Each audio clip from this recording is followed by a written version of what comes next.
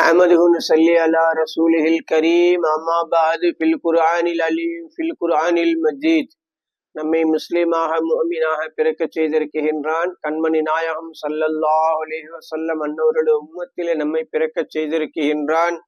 இன்னும் இந்த புனிதம் நிறைந்த ரமலானுடைய மாதத்தை அடையக்கூடிய பாக்கியத்தை நம் அனைவர்களுக்கும் தந்திருக்கின்றானே அந்த வல்ல ரஹ்மானுக்கே சர்வ புகழும் உரித்தாகட்டுமாக. அல்ஹம்துலில்லாஹ் அல்ஹம்துலில்லாஹ் அல்ஹம்துலில்லாஹ். அல்லாஹுவின் நல்லடியார்களை, இன்று நாம் பார்க்க இருக்கும் தலைப்பு தாயின் சிறப்பு. ஏனென்று சொன்னால், இன்றைய காலகட்டத்திலே தாயை மதிக்கக்கூடியவர்கள் எத்தனை பேர் இருக்கின்றோம், தாயை மதிக்காதவர்கள் எத்தனை பேர் இருக்கின்றோம் என்பதை நாம் அறிவோம் சகோதரர்களே. ஏனென்று சொன்னால், அல்லாஹு தஆலா தனது திருமறையிலே கூறி காட்டுகின்றான்.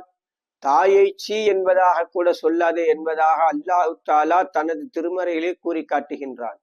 ஆனால் இன்றைக்கு நாம் சர்வ சாதாரணமான முறையிலே தாயை ஏசக்கூடியவர்களாக பேசக்கூடியவர்களாக இன்றைக்கு நாம் வாழ்ந்து கொண்டிருக்கின்றோம். இன்னும் அவர்களை கவனிக்காதவர்களாக, அவர்களுடைய விஷயத்திலே பேணுதல் இல்லாதவர்களாக நாம் இருந்து கொண்டிருக்கின்றோம் சகோதரர்களே. சிந்திக்க வேண்டும் சகோதரர்களே. ஏனென்று சொன்னால், தாயுடைய காலடியில் தான் சொர்க்கம் இருக்கின்றது என்பதாக பெருமானார் ஸல்லல்லாஹு அலைஹி வஸல்லம் அன்னவர்கள் நமக்கு அருளினார்கள் சகோதரர்களே. ஏன் ஷாஃபி ரஹ்மத்துல்லாஹி அலைஹி அவர்களிடத்திலே ஒரு மனிதர் வருகின்றார். ஒரு மனிதர் என்ன செய்கின்றார் என்று சொன்னால், ஷாஃபி ரஹ்மத்துல்லாஹி அலைஹி அவர்கள் ஹஜ்ஜிற்கு செல்கின்றார்கள். அப்பொழுது ஒரு மனிதர் ஒரு தாயை அந்த உரியிலே வைத்து ஹஜ்ஜிலே தவாப் செய்துவிட்டு, என் தாயினுடைய கடமை நிறைவேற்றி விட்டனா என்பதாக ஷாஃபி ரஹ்மத்துல்லாஹி அலைஹி அவர்களிடத்திலே அந்த மனிதர் கேட்கும் பொழுது, ஷாஃபி ரஹ்மத்துல்லாஹி அலைஹி அவர்கள் கூறி காட்டுகின்றார்கள், அவர்கள் அந்த ஹம்லாக இருக்கும் பொழுது அவர்கள் பட்ட கஷ்டத்திற்கு இது ஈடாகாது என்பதாக சொல்லி காட்டுகின்றார்கள் சகோதரர்களே. அந்த அளவிற்கு அவர்கள் ஒரு குழந்தை பெறுவது என்பது மிகவும் ஒரு சிரமமான ஒரு காரியம். அந்த காரியத்தை அந்த தாய் எவ்வளவு மனம் முகந்து செய்கின்றார்கள் என்று சொன்னால், நாம் வெளிவருவதற்கு காரணமாக இருக்கின்றார்கள் சகோதரர்களே.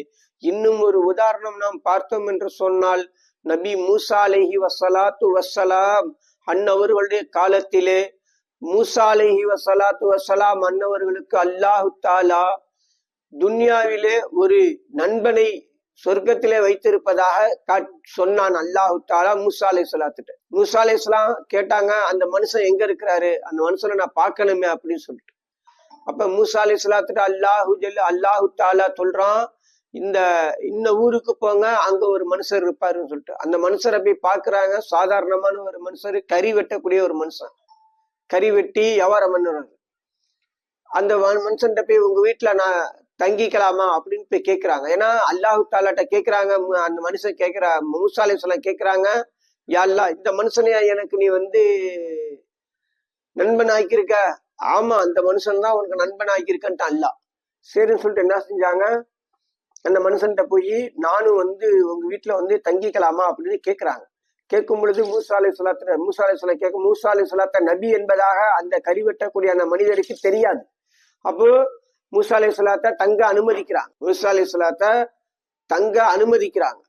தங்க அனுமதிக்கும் பொழுது மூசா அலைஹிஸ்ஸலாம் அந்த வீட்டுல போய் தங்குறாங்க. அப்ப அந்த மனுஷர் கறி வியாபாரத்தெல்லாம் முடிச்சுட்டு தன்னுடைய அந்த காலை எடுத்துட்டு அதை சுத்தம் பண்ணி அதை சூப்பு வச்சு, அந்த தாய் ஒரு ஓரமா இருக்கிறாங்க ஒரு உரியில, அவங்கள தூக்கி அவங்கள சுத்தம் செஞ்சு அவங்களுக்கு அந்த கறியை புகட்டுறாரு. அப்ப அந்த சூப்பை அவங்களுக்கு கொடுக்குறாங்க அந்த தாய்க்கு. அந்த கறி வெட்டக்கூடிய அந்த மனிதர்.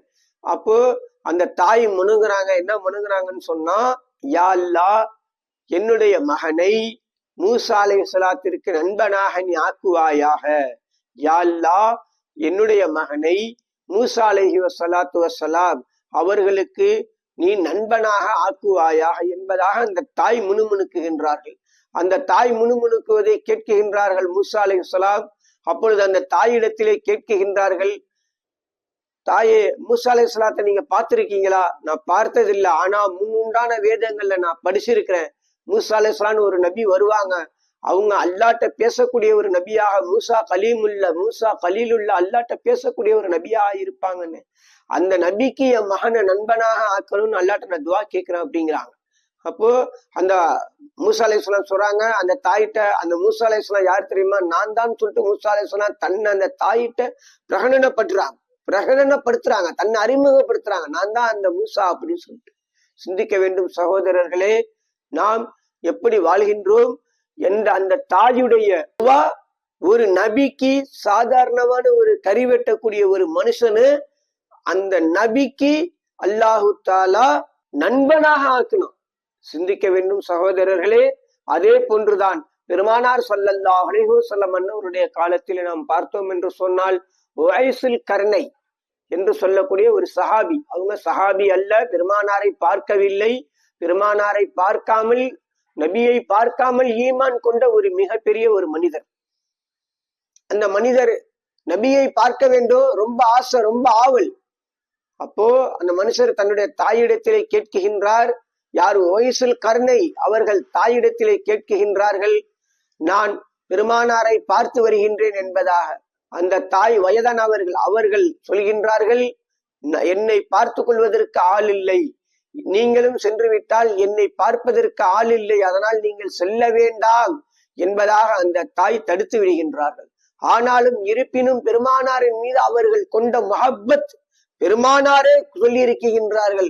பெருமானாரே அந்த உவைசுல் கர்னையை பற்றி நிறைய இடங்களிலே பெருமானார் ஸல்லல்லாஹு அலைஹி வஸல்லம் அன்னவர்கள் சஹாபாக்களுக்கு மத்தியிலே கூறி காட்டியிருக்கின்றார்கள். அப்படிப்பட்ட ஒரு மனிதர், சஹாபி அல்ல, ஆனால் சிலர் சஹாபி என்பது ஏன்னு சொன்னால், பெருமானார் ஸல்லல்லாஹு அலைஹி வஸல்லம் அன்னவர்கள் எப்படி அந்த உவைசுல் கர்னையை உகந்து பாராட்டி இருக்கின்றார்கள் என்று சொன்னால், என உவைசுல் கர்னை பெருமானாரை பார்த்ததில்லை, பெருமானார் ஸல்லல்லாஹு அலைஹி வஸல்லம் அன்னவர்கள் உவைசுல் கர்னையை பார்த்ததில்லை.